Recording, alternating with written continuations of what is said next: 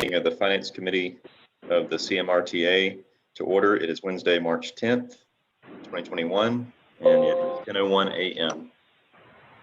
So Pam, yes, if you will please do a roll call. Okay. George Dickerson, Leon Howard, Christopher Lawson, Here. Robert Morris, Here. Andy Smith, Here. Michael Green. Here. Very good, thank you. I will entertain a motion to adopt the agenda. So moved. Got a motion, do I hear a second? Second. Motion is second. All in favor? Aye. Aye. Aye. Any opposed? Very good, thank you. Okay, minutes from the February meeting. Excuse me, Mr. Chairman, you do Yes. have a quorum. Okay, thank you. Yeah, should have announced that. I apologize. All right, so minutes from the February meeting. Motion or comments?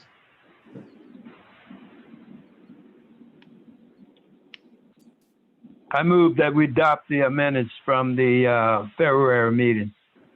Okay, thank you, Dr. Morris. Do I have a second? I'll second that.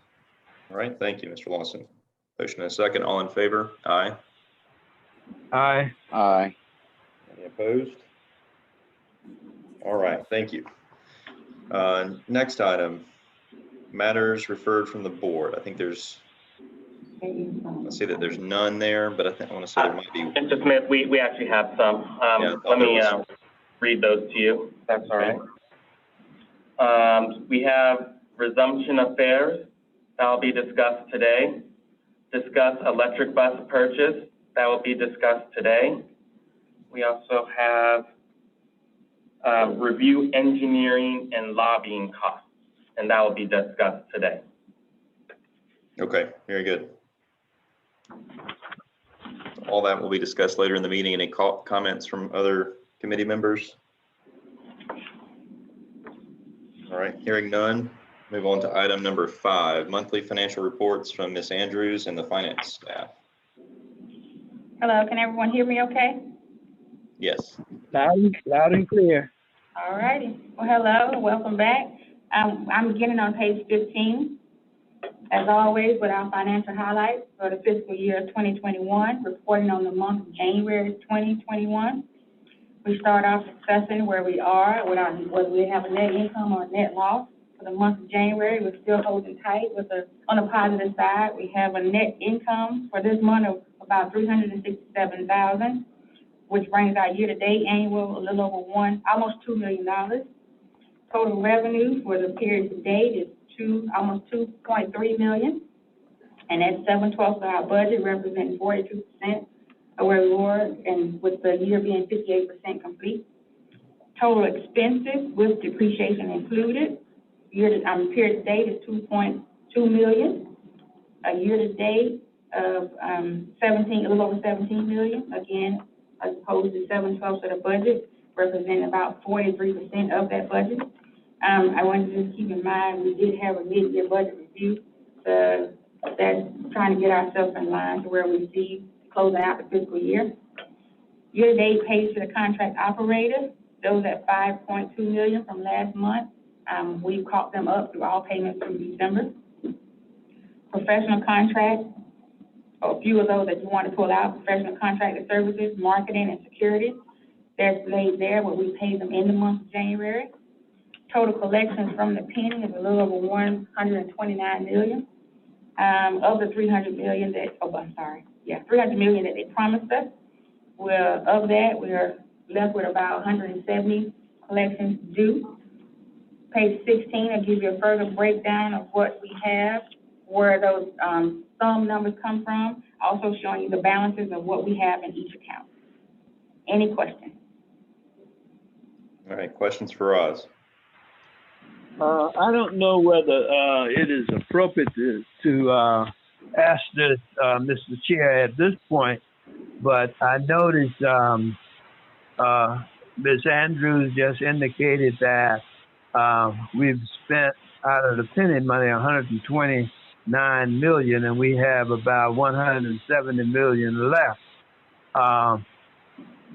What are we doing to get prepared after we have exhausted all of our funds?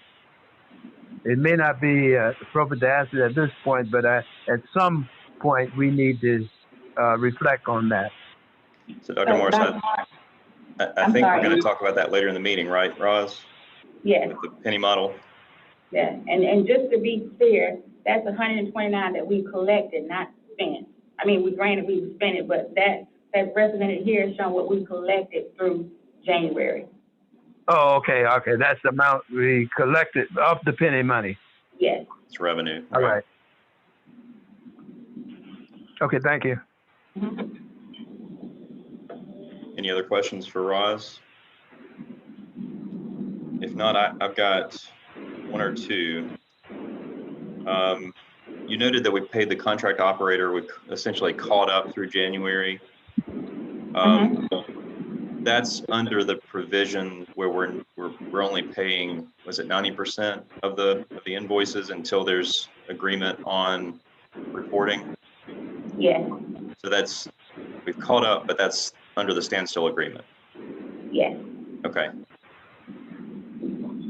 And we're still kind of working through some of those reporting issues, correct? Yes. Okay. Then I had a quick question about, on page 16 and 17, you show, you show penny collections ahead of schedule pretty significantly. 13.8 million on an anticipated 9.3. And then we show that CARES Act is actually under by about the same amount.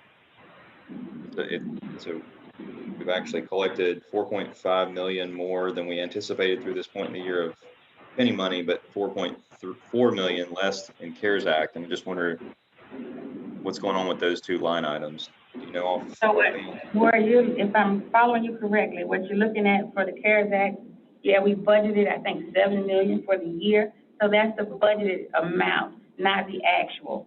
As of now, I say Michelle, which was on the line, she is just submitted to draw down on those funds. So the numbers you are calling back are the budgeted numbers. So where I just take the budgeted amount and divide it out by 12, and over the month, it gives you a running total. So that's a cumulative total under the budgeted year to date. Yeah, and I'm looking at the variance between the actual and budgeted. So I'm looking at column 4. So yeah, on page 17. So if I'm looking, you're talking about the 4.3? Yep. So yeah, again, that's based off of what we budgeted and what we actually collected. So it doesn't mean that we're collecting more. That's just, again, there was some in the actual a little higher. So if you're looking at that, it's like we're behind with collecting. Yep. And it's just that we haven't drawn it down yet. Right, correct. Right. But then below, what was odd to me is that it's about the same number as the variance in the other way on the Richland County penny tax collection. So same column down below, it's 4.5 million. We've collected more than anticipated. Right, so they've given us that, and keep in mind that too includes about a month or two of accrual numbers. So we've collected in this month, let's see, in total, probably about 10 or 11. We got 2 $5 million payments in this fiscal year. And those were for what now? A little over $5 million. I would have to go back and find the numbers for you, but we've gotten 2 payments in this fiscal year from Richland County. And I'm sorry, though, not the amount, but what are those payments? They're additions to the regular monthly? Accrual, yes. Okay. I think I'm following you. They're accruals for prior year, or so what are they? So you're asking how do I base my accrual amount? Okay. Andy, I asked, so what I guess I'm trying to figure out what are you asking. So well, when So we've got the regular monthly remissions from Richland County, correct? Well, it's collected by Quarter, UR, remitted through the state treasurer, right? yes. And then, so we've got those that come in, but you're saying we got additional payment of 5 million? No, so we get quarterly payment from Richland County. Okay, So as they come in quarterly, but we still do monthly accruals for them. okay, so the 13.8 million Is that about- we've received is 3 quarters. Yes. Okay, I got you. Okay, sorry. Okay, so I think that's all the questions I had. I just wanted to understand why there was such big variances for CARES Act funding and the Richland County penny. But I understand both issues now. Okay. All right. Any other questions from anybody? Okay, If not, No. that's the end of our report. okay, thank you. You're welcome. Hearing no other questions about just general financial matters, I think unless there are other questions, we'll move on to item number 6, which is DBE report from Dr. Prince. Good morning. Morning. In your packet on page 32, there's some information about the minority and disadvantaged business enterprise achievement goal, and I'll kind of like go over that information very briefly. On the right side of the form, and this is for the period July 1st up through February 28th, there are a total of 23 vendors that have DBE goals. The next column reflects the amount the COMET has paid year to date to the vendors that are listed. And as you mentioned earlier with RATP data, the amount that's reflected there is the same amount from the last time. We have not made an additional payment since last month. The next column reflects the DBEs, what they have received to date. And if you see 100% in the next column, that reflects that the COMET paid those DBE firms directly. We have a contract with them directly. And for the most part, for all the other vendors, it's at least 2% or a little bit higher. If it's higher, it's because those vendors, when they submitted their proposal, they proposed more than 2%. And in the last column is the percentage of goal achieved. What I did here was I just divided the DBE payment by the total amount paid to the vendor to come up with that percentage of goal achieved for that particular vendor. And if you go back over to your left column, which says the month summary, for all the vendors, the 23 vendors that are listed, we have paid them approximately $9 million. And of that amount, approximately $3.4 million has been paid to DBEs. So it's showing 38.2%, and it's a little high right now.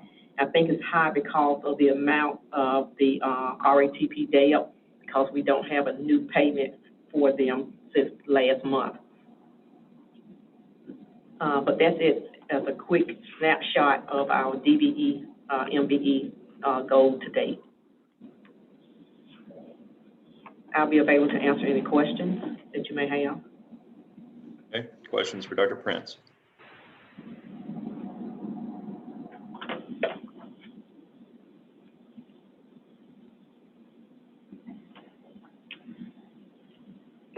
Dr. Prince, I think I understand you to say that, this high actual goal or actual number that we're seeing, 38.2%, really is just a kind of result of the swings in the timing.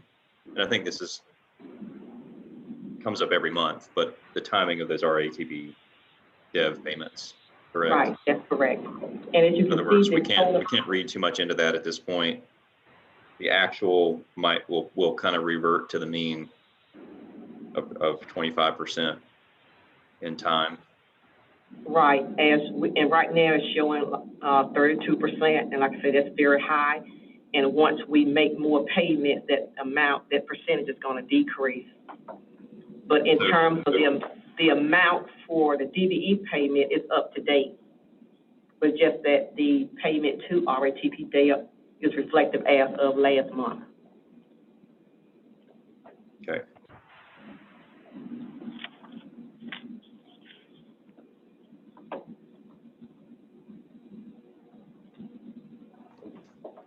questions for Dr. Prince? All right, hearing none. Move on to our discussion and action items for the month. Section 7, I guess we'll start there with A, fare collection resumption, and that question that's kind of come before us for the last couple of months. So John, do you want to introduce that topic? Yes, Mr. Chairman, members of the committee, page 33 of your packet. Since March 17 of 2020, we've been fare free. And we went fare free because of concerns about collecting passenger fares due to lack of barriers on the transit buses. And to cover the lost fare revenue, we used CARES Act funding, which in essence made the ComEd whole, since they required no local match, and it was 100% funded by the federal government. As of today, the barrier project has been completed on all transit buses except 2 trolley vehicles, which are still under design with New Flyer. Further direction from the board and that the Finance Committee should review the fare collection discussion once the barrier project is completed, and to review revenue impact to determine if fare free should continue until the state of emergency ends by the state of South Carolina, or if fare collection should resume upon completion of the barriers. Over the past year, since we've gone fare-free, we've learned a lot about fare-free transportation. While it did provide value to our passengers who are utilizing the transit system, it's one less expense they had to worry about. It also created a whole new host of concerns. And one of those concerns relates to homeless persons, that it started to increase in numbers in riding the transit system. And as a result, it created concerns within those that are utilizing the transit system that they were bumping people who truly need service, since we don't allow standees on the buses and we are only allowing seated capacity. So there has actually been many requests provided to myself as well as customer experience staff that perhaps we should look into re-implementing fare collection again on the ComEd system to help mitigate those concerns. We've also heard in various board meetings from various board members that there could be this potential that is impacting residents in their respective communities, that being fare-free has created a detriment. So we are here to seek direction from this committee to recommend to the board if we should resume fare collection. And if we should resume fare collection, we would recommend that we do a notice to the public with a date certain on when fare collection would resume. There's 2 also additional points that I would like to bring up. Also in February of 2020, this committee recommended to the board, which the board did approve, that we add a fare on the soda cap connector and start charging children 6 to 18 years old the discount fare once we went through the public hearing process. In addition, to address fare free, that we would have 12 fare free days a year for special events, and at the discretion of ComEd staff within that year period to use as a promotional effort. Also, at the January 2021 meeting, this committee requested staff to research what other transit agencies are still offering fare-free service during the pandemic. That information is shown on page 34, and basically, as of today, or as of January 2021, Augusta Transit, Asheville Rides Transit, Go Durham, Go Raleigh, and Go Triangle were the only transit systems in the southeastern region of the United States of similar size to the ComEd that was still fare-free. Many of the other transit systems shown on that table were previously fare-free, but have since resumed fare collection. And if we were to resume fare collection, it should be noted that we will have to add in additional expense to the budget, which includes armored truck costs, pass printing costs, gen fare costs, and if we sold passes through our app, the 8% commission that would be due to Passport and Token Transit. With that in mind, be happy to answer any questions if there are any. Okay, thank you. Thank you, John. Just 1 second. Dr. Morris, let the record reflect that Representative Howard has joined, I believe. Welcome, Representative Howard. So yeah, I'll open the floor now to questions on this item. So Dr. Morris. Yes, thank you, Chair. I know you have shared, Mr. Andor, with us that the barriers are in. Have all of them been installed? All except 2. We're still doing engineering with those 2, and we're just waiting a response from RATP Dev's maintenance manager if that design's approved. Okay. When do you anticipate this being the other 2 being installed? Provided that we get a response from him this week, new flyer is committed. It could be done within 30 days. Okay. How long would it take to notify the public of discontinuing the fare free? Ideally, we would like to do 30 days, but I think just with the situation at hand, should the board take action on the 24th, I would think we would do aggressive outreach within the week so that it could be implemented by April 1st, meaning that we would put flyers on buses, social media, ask bus operators to announce to the passengers that fare collection will resume on April 1, and we'll do a press release and whatever means necessary to make sure that the community is aware that fare collection would resume. I would suggest that if the board approves this on the 24th, you're talking about implementing 7 days later. That may not be enough time to notify the public. What do you think? You know, what I have seen is I've seen as many as 30 days to I've seen as little as 1 week, depending on the policy board of the transit agencies that I have researched that have reinstituted fares. So I think a week notification could be sufficient as long as we are doing our due diligence to make sure everybody's aware that this is happening so that there's no surprises. But we can go as far out as 30 days if this committee would like us to do that, or even 15 days. I think maybe not going 30 days, but maybe we should compromise, because we certainly want our riders to be notified of when we were going to resume the fares. Understood and agreed. So John, well, a couple questions from me. Does this require a public hearing, or is it just simply since we're resuming an existing fare structure? It does not require a public hearing since the board took action to suspend fares.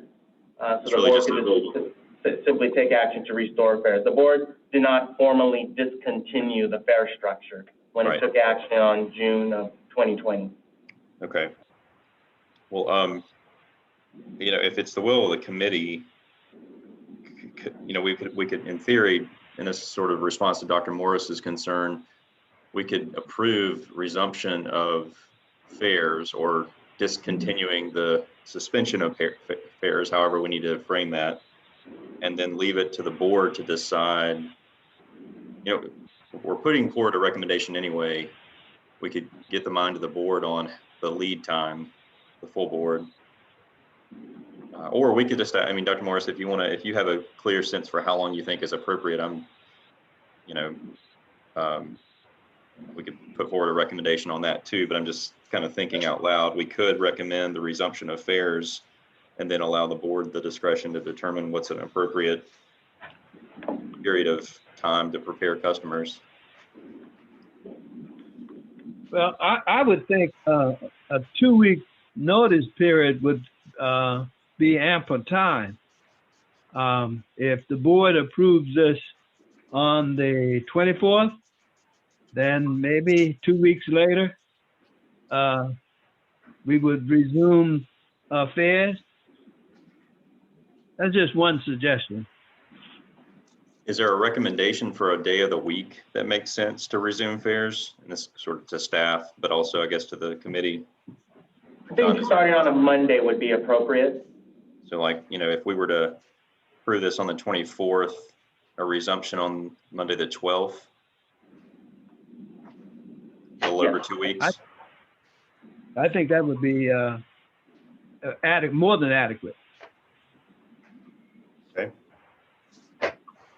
Do we, Dr. Morris, do we have that in the form of a motion? Would you like to make that motion? So moved.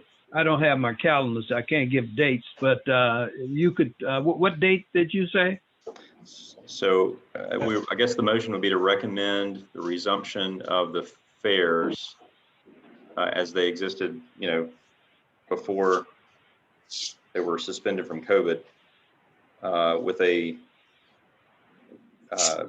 notice period that would be more than 2 weeks, with fairs resuming on April 12th. Okay. I certainly would go along with that.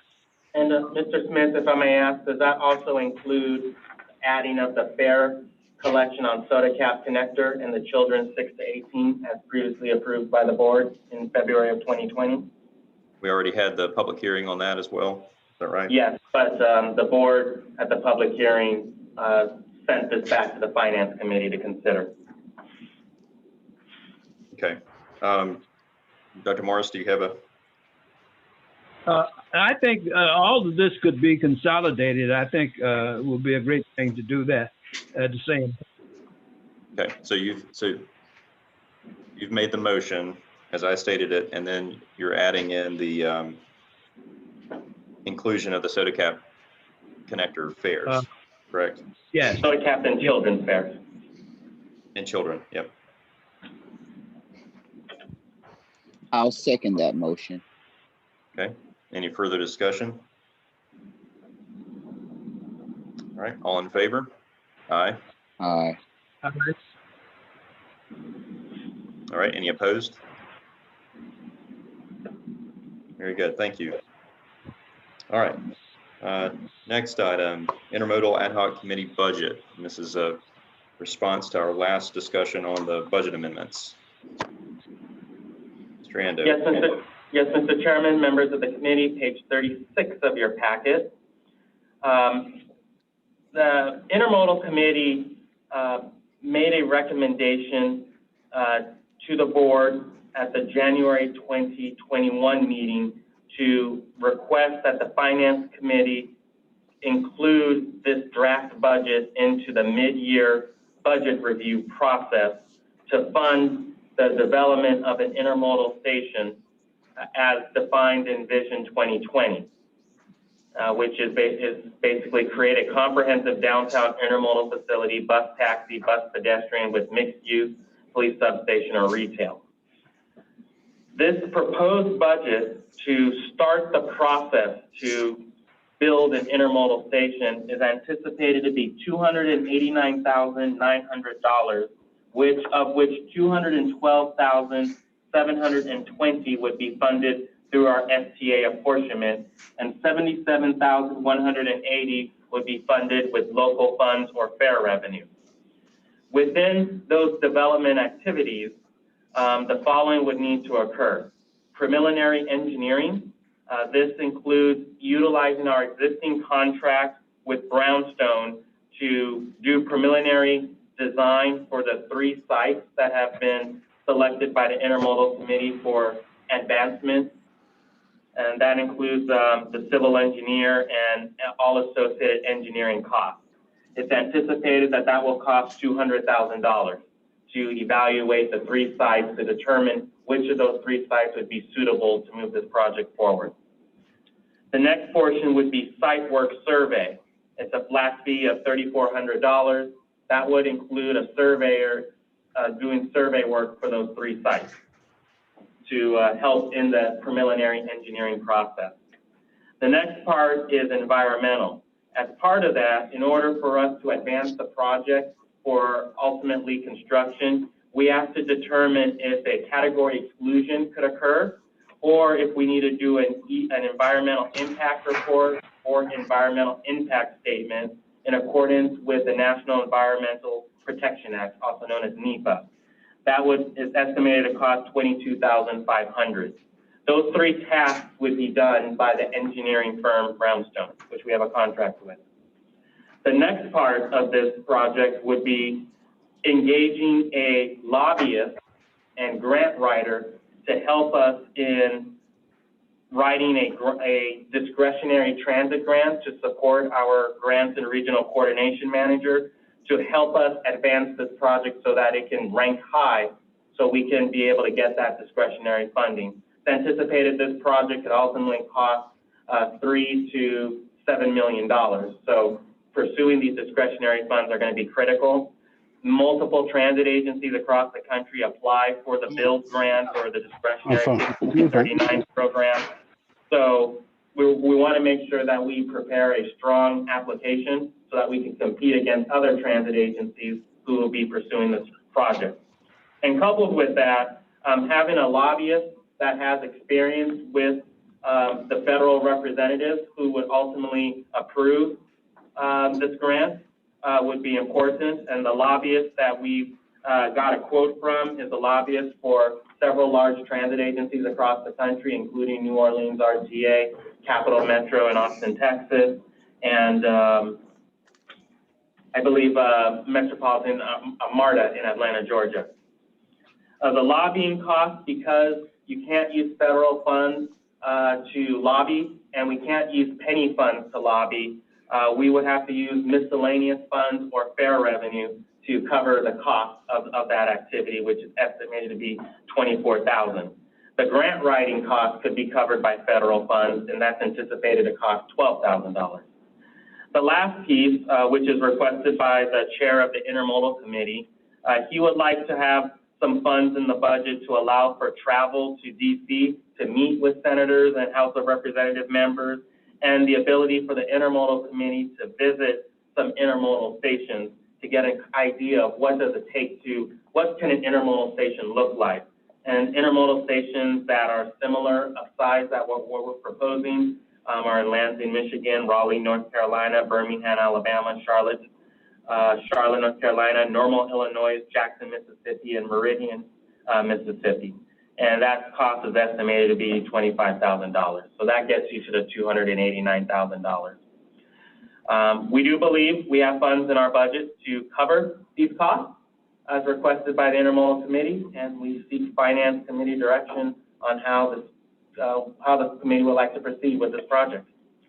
If you'd like details on the lobbyist, she is shown on page 38 of the packet with their resumes and the proposal of the lobbyist and the grant writers on page 44. And the steps to build an intermodal facility from the FTA, that is shown on page 50 to give you a perspective of all the steps that we need to take in order to even consider applying for a grant for the construction of the project. And I'll be happy to answer any questions if there are any. Okay, questions for John? Hey, John, Yes. did I hear you right that there was $25,000 built in for travel? Yes, that is correct. What you said? Yes. And that's traveling to what? Washington and to where else? Washington, D.C., and to visit various intermodal facilities in Charleston, Lansing, Michigan, Raleigh, North Carolina, Birmingham, Alabama, Charlotte, Normal, Jackson, and Meridian. And I would presume that the Intermodal Committee would decide upon which intermodal facilities they would want to visit. But these are examples of similar sized intermodal facilities we're considering.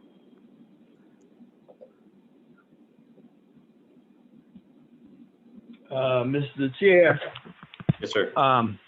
I would certainly like for the committee to do some traveling and find out what others are doing and then report back to us.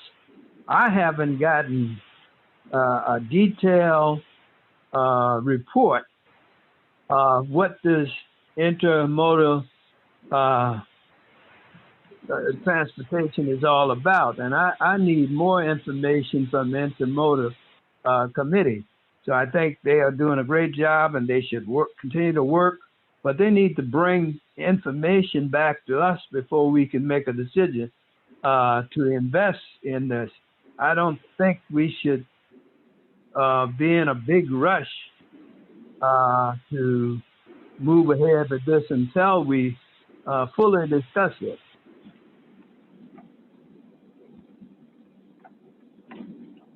Okay.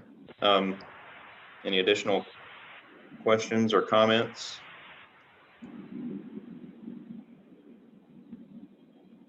So, John, a question that I have, this is obviously for a budget amendment for the current budget year.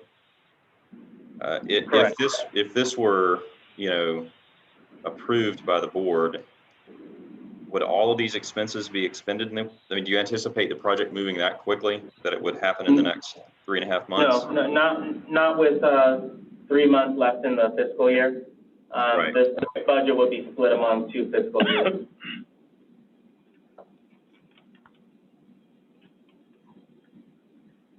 The Intermodal Committee has already taken action at their December meeting for this. So this is their recommendation. So I guess I don't know if a joint meeting with the Intermodal Committee is in order, or how you would like to proceed with their recommendation. Well, it sounds to me like, Dr. Morris would like to hear more about the project itself. It seems like some of these expenses are kind of related to the groundwork.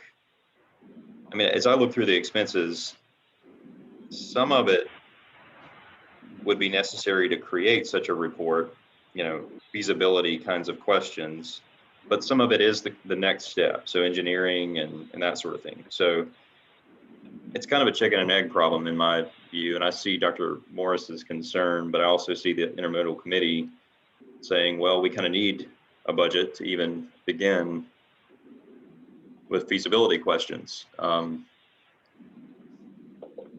I don't know where that leaves us as a committee with respect to a recommendation, but seems kind of like a classic chicken and egg issue in my view. But yes, Mr. Chair, I understand that the Intermodal Committee needs a budget, and I think we should discuss that.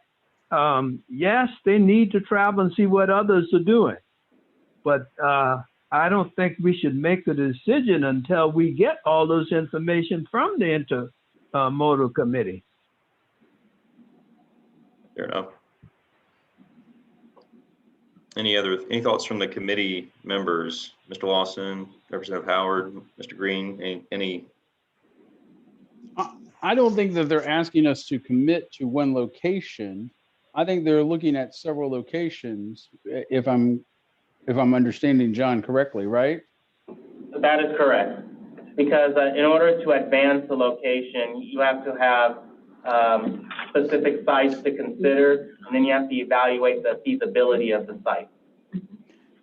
And tell me also, John, so this is included in our Vision 20, what'd you say, 20? Vision 2020, yes. Oh, Vision 2020. So, Yes. I mean, and Vision 2020 was approved by the board, right? It was approved by the board and also included in the referendum back in 2012 for the penny. So the voters were asking, I mean, the voters were told that there would be a new intermodal building or whatever when they voted for the penny then. That is correct. I mean, so it has to be, I mean, something has to be built along these lines, correct? That is correct. Okay.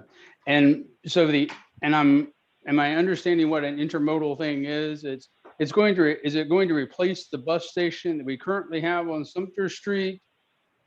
No, And it's going to, no, we're building a facility for that as we speak.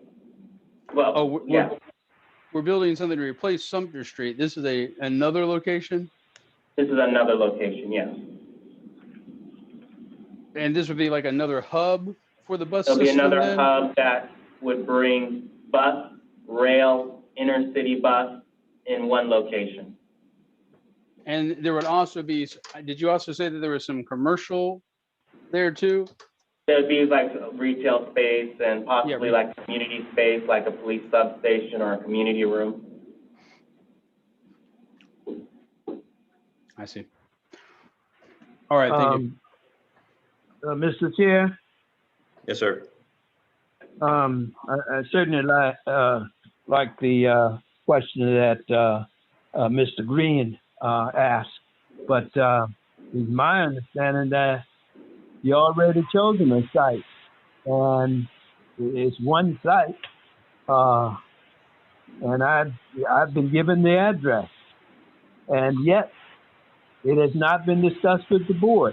And this is one of the reasons I indicate that the intermodal committee should come before the board with a discussion of their findings as of this point. So, Mr. Ando, can you clarify? It sounds like maybe there is some No, at the misunderstanding, and last, I'm part of it. But so two separate facilities. yes, at the last intermodal committee meeting in December, when this was discussed, they discussed an executive session. There was 12 sites that was presented to them. Amtrak narrowed it down to 5 sites, and then the committee narrowed it down to 3 of the 5 sites that Amtrak agreed to.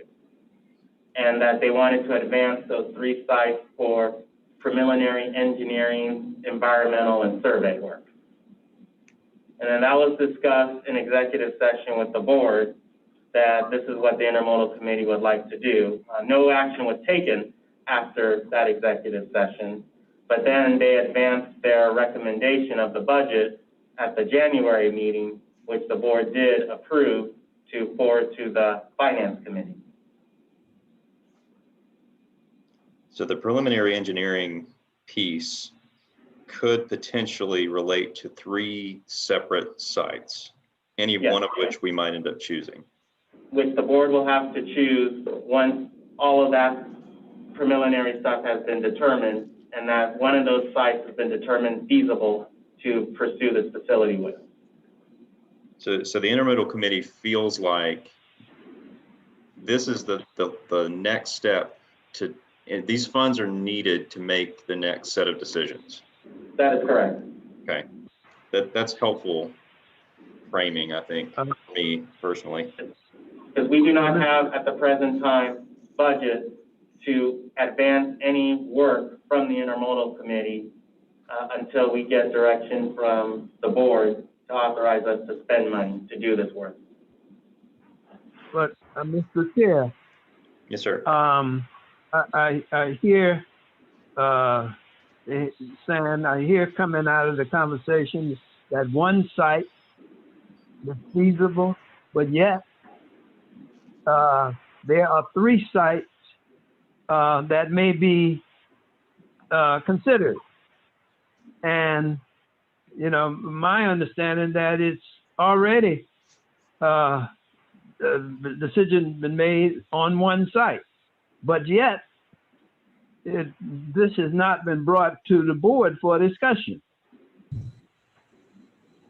No, the board has not given any direction to staff on one site at the present time. So there's been no decision made by either staff or the intermodal committee on one site. Because ultimately that decision will rest with the board, but in order to get to that one site, you have to do the preliminary work to determine which of that one site is the best site to construct. And all that is fine, but I just think that this discussion should be brought to the board before you go out and make a decision on one site.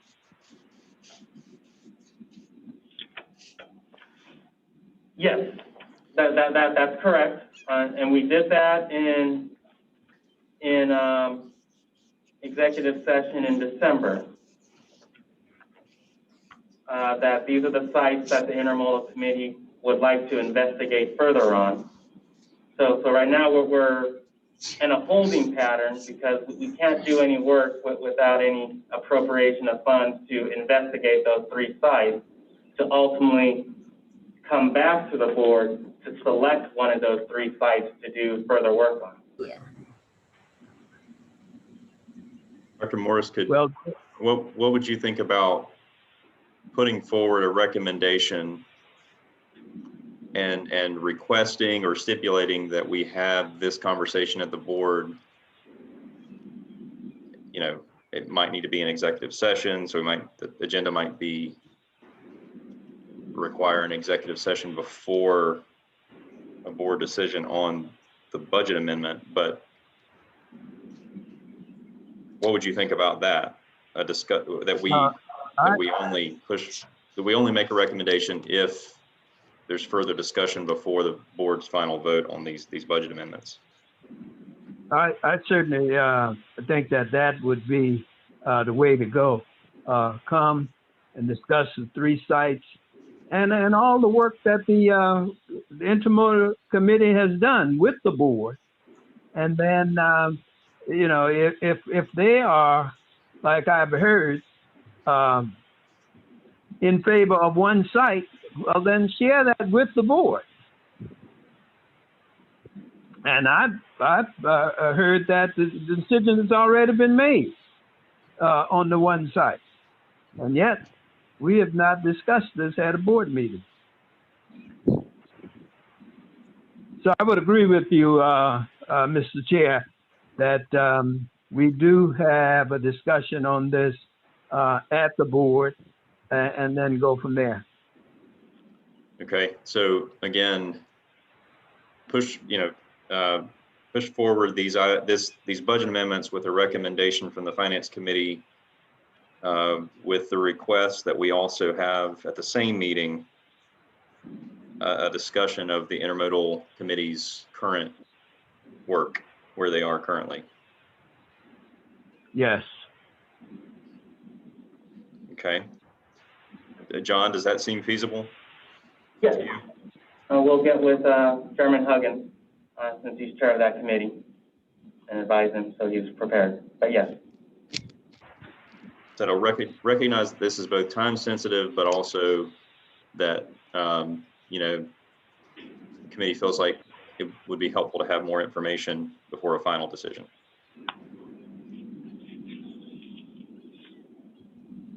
Okay, so I guess we need a motion to that effect. So moved. Mr. Chair, you probably need to state it the way you just indicated. Okay, so I'll state it, and then if you agree, you can make the motion. That the committee recommends the budget amendments identified in agenda item 7B and requests that the board be updated on the Intermodal Committee's work at its next meeting prior to a final vote on these budget amendments. I certainly would go along with that motion. All right, we have a second. I'll second that. Any further discussion? All right, all in favor? Aye. Aye. Aye. Howard. Okay. Any opposed? Okay, very good. All right, thank you. So the next item, 7C, updated financial model. And I think this is where we're circling back to what Dr. Morris raised earlier in the meeting about the penny tax collection. At least that's part of the discussion. So, Drando, Ms. Andrews. That's correct. Hello again. Hopefully you all had a chance to read over the memo attached, just to summarize what's in it. We are presenting what we have, our penny financial model, which kind of outlines where we are at each fiscal year end and how we're planning to perform in the years going forward. Again, to recap, we get about 29% of the penny funds. Again, that amount that we're to cap out at is a little over 300 million, or last through 22 years, whichever comes first. So if collections are continuing as current, we're expecting to tap out sooner than the 22 years. So this financial penny model that we have here is kind of outlining all of that to you. With, if you drop down to the bullet, we're taking into consideration revised service models for fixed route services. We're separating out any DART and capital expenses. We're trying to set aside some amounts to put in our residual or our reserve accounts for capital purchases going forward. We're taking in consideration our federal, state, and miscellaneous funding, and in consideration our reserve account. So if you turn to, I think, page 68, it's kind of buried in mine, so I can't quite see the number. But this is giving you a reflection of where we stand and taking in all the money and taking in page 67, starting at page 67. So what happens every year after our audit is complete and accepted by the board, I go through each fiscal year end and update all of our figures. So if you're looking at FY20, I've updated that column to reflect what's in our capital or fiscal year end audit. Looking at the very top line, it says annual penny collections for available years. You'll see there where I mentioned, again, this model was started by Sam Shive, which some of you don't know, and then taken over by Chuck Statler, who was a previous CPA, now being handled by yours truly. So in that, still saying around 2028 is when we're expecting the penny funds to be obsolete. So we're doing what we have to do to get ourselves prepared for moving on without the possibility of having the penny funds come in. Also with that, and looking, we're trying to see what may need to be done. If we have to go back out and to ask the public to extend or grant us a new referendum after this runs out. I think that's the nuts and bolts of it to give to you. If you have any questions from that, I'd be happy to try and answer. If not, John is my backup. All right, thank you, Roz. So questions for Roz, John.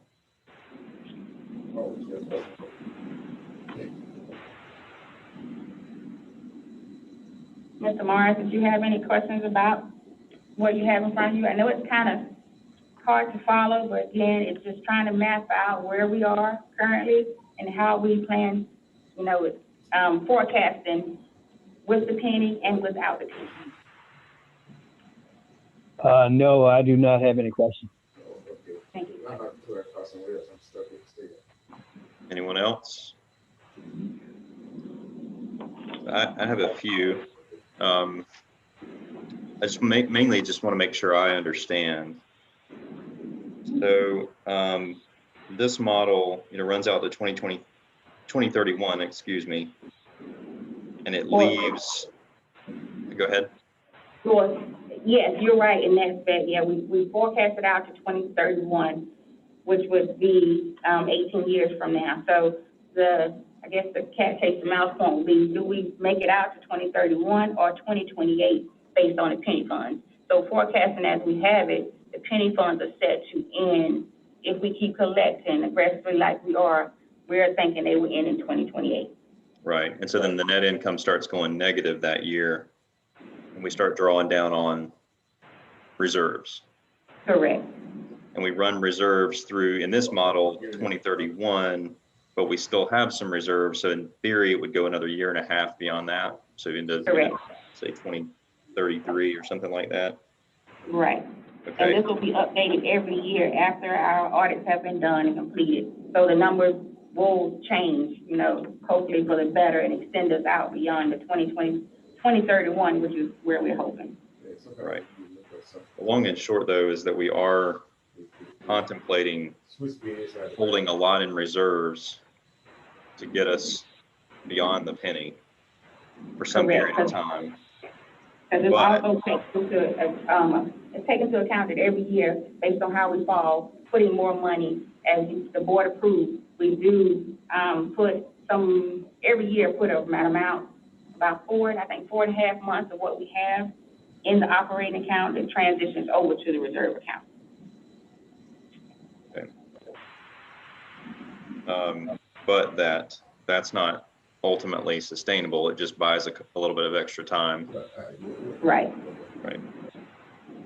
Can you or John say a little bit about the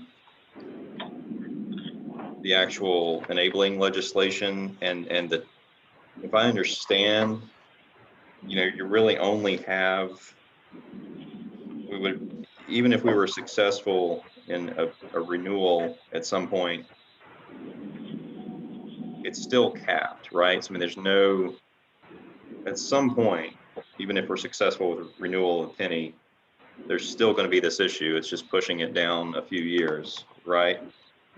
Right. And if you look at page 66, that recap underneath all the italics, where there's a comment to request to extend, is that kind of wrapping up where you're going with this? Yeah, so my question, I guess, is under state law, for a given case, the case here being transit in the Midlands, you can only go so far. You can't indefinitely renew under the current state law, correct? No, that part I can't answer. And John just stepped out of your room. Oh, he did? Okay, well, you know, when he gets back, maybe he'll have an answer to that. It's just, in reading it myself, that's what it seems like. But I could be missing something. And I could do, but I said, again, everybody's interpretations could be a little different. And with John being the master behind that, I would feel more comfortable with he responding to your question. All right, so any questions for Roz on the model itself?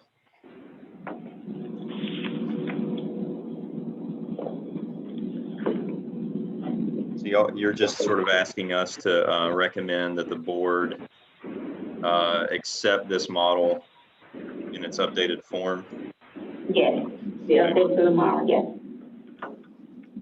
All right, so we need a motion out of the committee to recommend that the board adopt this, or, you know, accept these updates to the penny model.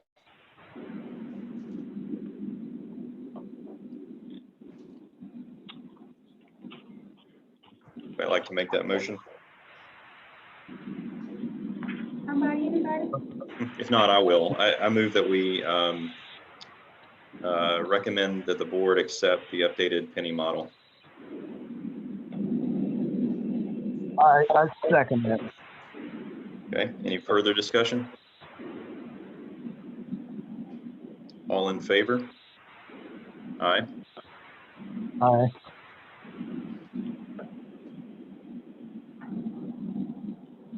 Any opposed? Did we get a third vote? I know that. Hello, can you hear me? Yes. Okay. And no. Yep, okay. Representative Howard, did you vote yes on that? Yes, I did. Okay, thank you. And then Mr. Lawson, are you? Yes. Okay, very good. All right. So the next item, 7D, Electric Bus Leasing. Is John back in the room? No, he's not back yet. Hold on, we're gonna step out and see if we can locate him. All right. Mr. Chair, Yes, sir. on the electric bus, Lisa, I know Mr. Lawson can speak for himself, but there was a question about the nitrogen bus and also the cost of the electric bus. Mr. Andrew needs to give us some information comparing the two. Certainly, we have talked in the past about having 5 electric buses, and they were used buses, and we sort of say, no, we don't want to go that route. We'll try one electric bus. But now there are some questions about the cost. And I would hope that Mr. Andrew could share some information comparing the nitrogen bus with the electric bus. Okay, very good. Noted. We'll ask him that. I'm back. I apologize. Okay, thank you, Mr. Ando. So did you hear, I guess if you wouldn't mind, maybe introduce the topic and then address the question from Dr. Morris if you heard it. If not, we can restate it. Definitely. So as you know, we talked about this last month, and it was asked that we come back with some additional cost information and have a greater discussion on the electric bus purchase. So some further research that I did since that meeting. One, we've been able to get the bus cost down to about $851,000, working with New Flyer, if the committee would like to make that recommendation to purchase that bus. We also learned that in order to recoup the investment of the electric bus, from reading various studies, it'll be about 3.6 years before you start seeing the value of having an electric bus over traditional diesel. Page 72 is a table that I found based on an analysis prepared by Columbia University for New York City Transit. And it talks about the capital cost of diesel, CNG, and electric, the fuel cost per diesel gallon equivalent, the annual fuel cost for the bus, the fuel efficiency, and the overall operational and maintenance cost per mile. And definitely you see that value of electric over diesel and CNG. So I know there was concerns about buying an electric bus right now, and perhaps one thing that the committee would like to consider is that we can look at leasing an electric bus again, like we did in 2019. Proterra is willing to offer us an electric bus at a cost of $18,000 per month. So for a 6-month lease, that'll be about $108,000. New Flyer is seeing if they have an electric bus available for us to consider for either a lease or even just borrowing as a demonstration. Also, since we had this finance committee meeting, FTA has released a low or no emission vehicle program through 5339C. And this is a comprehensive program that can allow us to pay for low or no emission vehicle technologies and infrastructure. We've applied for this funding in 2018, 2019, and 2020, and we lost to CARTA, City of Rock Hill, and City of Greenville as it relates to how the funds were allocated in South Carolina. We did engage CTE to help us in preparing the grant application to see if hopefully we could be successful in 2021. And if we are, FTA would cover approximately 80%, up to 80% of the cost of the bus and the infrastructure. So to answer specifically Dr. Morris's question about comparing the hydrogen bus versus the electric bus, we are still working with RATP Dev and AC Transit to get the hydrogen bus that has been transferred to us by the City of North Augusta back into service. And once we're able to get that operational, we will be able to then at least have some operational experience of how that bus is to operate. I think perhaps doing a lease of an electric bus and then we can compare the two could be helpful. Otherwise, we could outreach to Greenville, Rock Hill, or CARTA and see if they can give us some operational statistics on how their electric bus is operating and use their statistics to compare against the hydrogen bus once that is operational. Okay. Any additional questions? Yeah, I have one. Hey, John, this is Chris. Yes, sir. Hey, so question, John, and I know you're not a psychic, but seeing that we've applied the last 3 years for the grant and we've gotten turned down or denied, what do you think our chances are this year? Seeing as Greenville and the other cities have already secured those grants, what do you think our chances are of getting awarded the grant this year? I want to believe that our chances are a bit higher, just because there's already 3 existing transit agencies in South Carolina that has received it, and different administration, and they are emphasizing no emission type vehicles, and they've actually increased the funding availability over previous administrations. Okay. And then follow up here. What are our chances of actually just getting a bus, not to lease, so not having to spend any money, just I guess you use the term borrowed. What are our chances of getting a bus borrowed to us or lent to us for any period of time so we can play with and utilize the technology?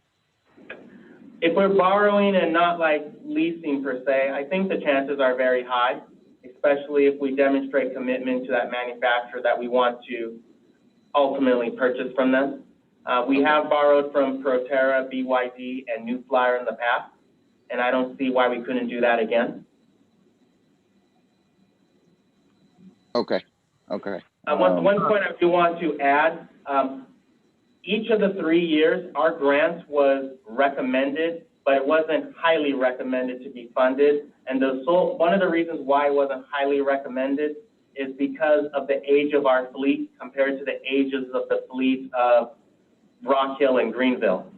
CARTA and Greenville. CARTA used their grant to replace buses from 1996. Greenville used their grant to replace buses from 2002. And we used our 2010 buses. So they had a much greater need than we did. And in the case of Rock Hill, they were a brand new start agency, and they made their council made a commitment to electric, which made their grant in 2019 elevate against our grant. So as our fleet starts to age, it also helps our chances in getting funded for replacement vehicles. Is there any way for us to know who the competition is this year? Like who or what other cities are we going up against for the grant? Oh, no, not at all. Okay. But I could tell you that California particularly has passed a mandate that all transit agencies need to be zero emissions by 2040. So there's going to be a huge push in California to apply for these type of funds. And a lot of transit agencies are starting to go down the path, and there's already established transit agencies in the electric bus path or the hydrogen bus path. So that can also help their efforts. So how we're going to characterize our application this year is that that the board is making a commitment to go zero emissions, and that we have older vehicles that are starting to need to be replaced, and that we want to evaluate both technologies so that we can ultimately give the board information on making a decision going forward for the replacement of the 39 large bus fleet in the next 10 years. And CTE is bringing their expert grant writer to help us make a strong case. And we'll reach out to our federal legislator friends to also help us in supporting our efforts. Mr. Andrew, if we borrow a bus, would that obligate us to purchase through that company if we decide later on we want to purchase? Not at all.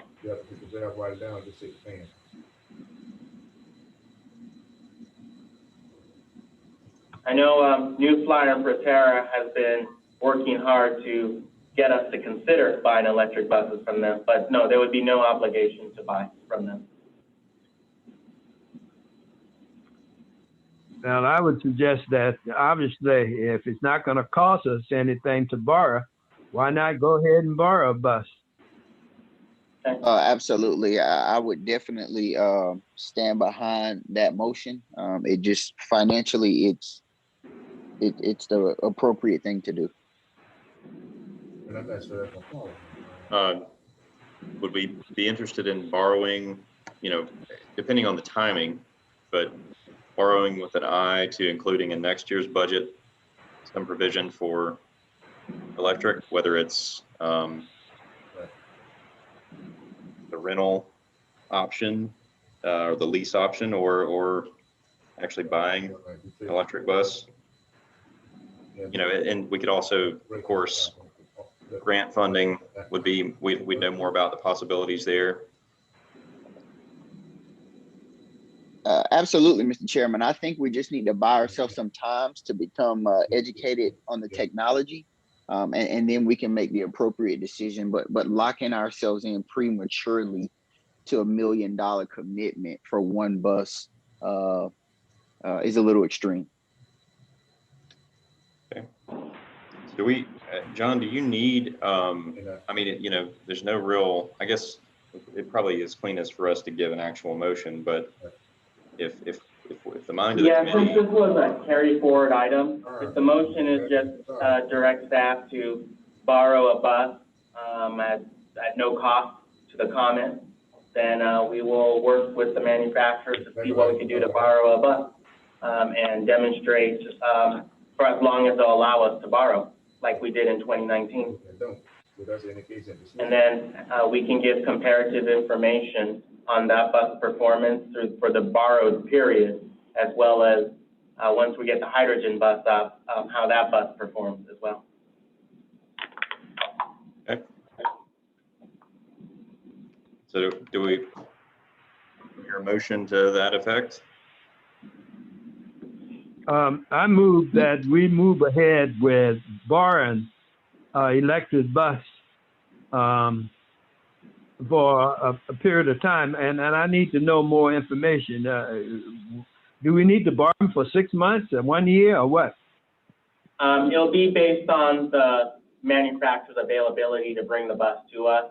The last time we borrowed the bus from the 3 manufacturers, we had it from as little as 3 days to as much as 1 month.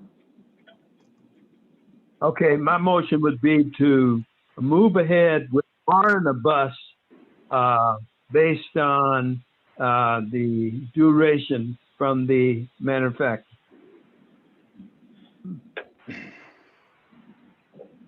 Yeah, I'll second that motion. All right. Motion and second. Further discussion? Yeah. So, hey, John, when you get a chance, can you do some? I guess we need a realistic timeline of how long we need the bus for to accumulate the proper data. 3 days would not be an appropriate amount of time for us to really assess any real data. Agreed. Let me have that conversation with the manufacturers to see what they're willing to do. And then I can keep the finance committee apprised. Thank you. One other option too is, and I've done this before in other transit agencies I've worked at, maybe we could borrow an electric bus from a transit agency that has a fairly large electric bus fleet, and see if we can maybe borrow from them for like a 3 to 6 month period, generally at no cost. So I can also look into that effort as well. That would be amazing if you can make that happen, John. There's several agencies in the Southeast that have electric buses now, so we'll see what we can do.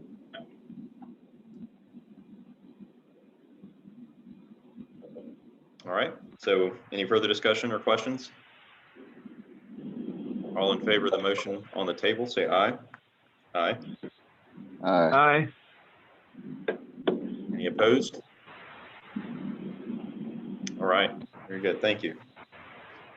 Final item is a communication from the SCDOT regarding some audit closeout report, a few deficiencies discovered in the FY 2020 audit, and then comments response. John shared this with me and I asked him to agendize it just so we're aware. I don't think there's any action needed, right, John?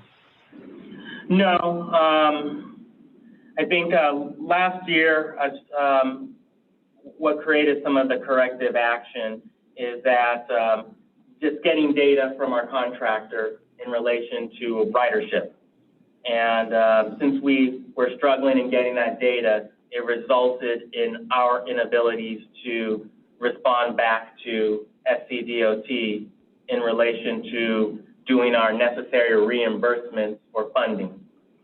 So we stated that going forward, that once we have timely and accurate data from the contractor, our invoicing process would become streamlined and we'll be able to submit our reimbursement invoices timely, which SCDOT has asked us to do that by the 15th of the month. So we continue to work with our ATP Dev on accuracy of the data so that we can do all of our necessary reporting timely. Okay. Any questions for John?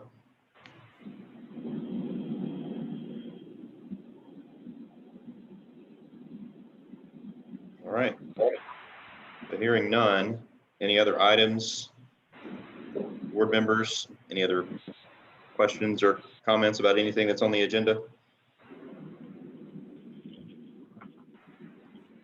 Okay, there's nothing requiring executive session, so I will entertain a motion to adjourn. So moved. Okay. I'll second. All in favor? Aye. Aye. Aye. Very good. Thank you. Thank you for a productive meeting. Okay. Take care. Mr. Smith, if I just may ask